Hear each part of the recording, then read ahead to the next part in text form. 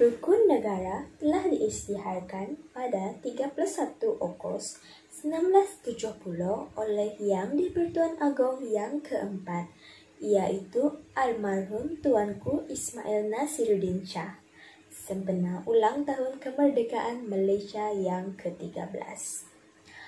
Rukun negara dibentuk dalam usaha mewujudkan perpaduan yang kukuh dalam kalangan rakyat Malaysia yang berbilang bangsa dan agama, dan diperkenalkan susulan peristiwa 13 Mei 1969 yang telah melemahkan hubungan perkauman di Malaysia pada ketika itu.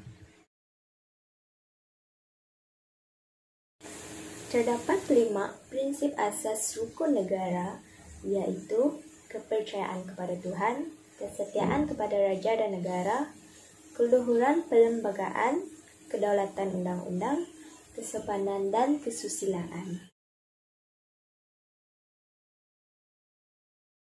Apa yang saya faham mengenai prinsip kepercayaan kepada Tuhan ialah agama merupakan asas kepercayaan dalam kehidupan seseorang manusia.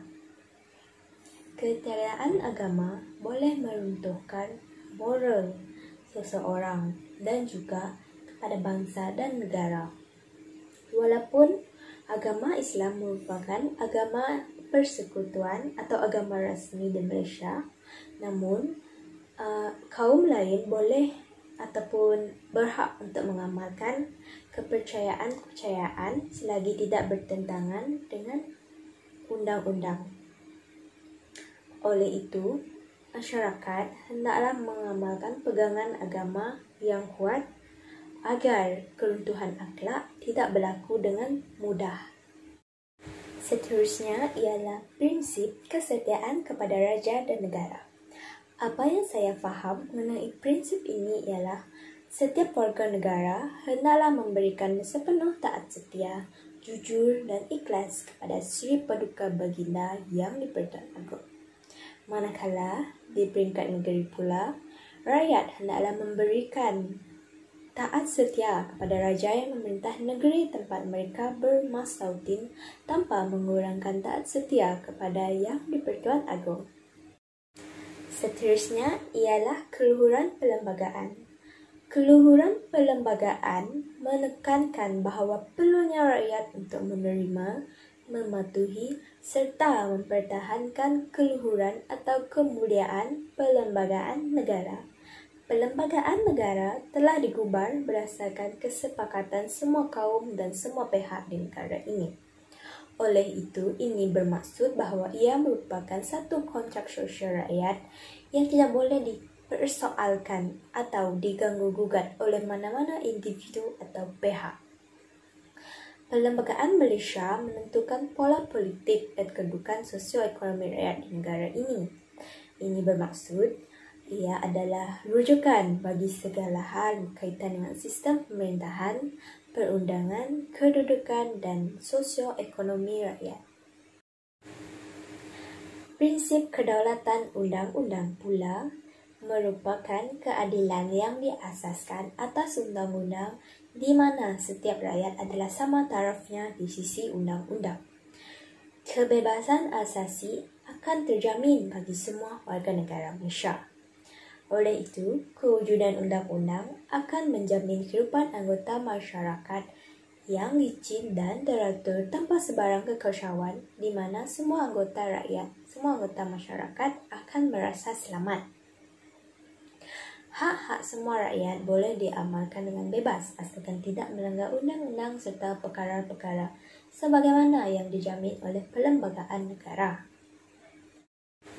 Kesopanan dan kesusilaan merupakan prinsip rukun negara yang kelima atau yang terakhir. Prinsip yang kelima ini menekankan tentang perkembangan personaliti dan tingkah laku seseorang rakyat. Tujuannya ialah untuk membentuk warga negara yang bersopan santun dan bertata susila.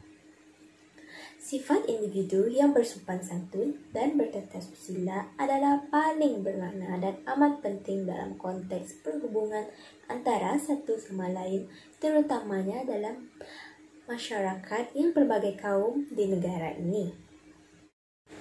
Sifat bersopan santun dan bertata susila patut diamalkan bagi membentuk seorang individu dan masyarakat yang berdisiplin serta bermoral tinggi.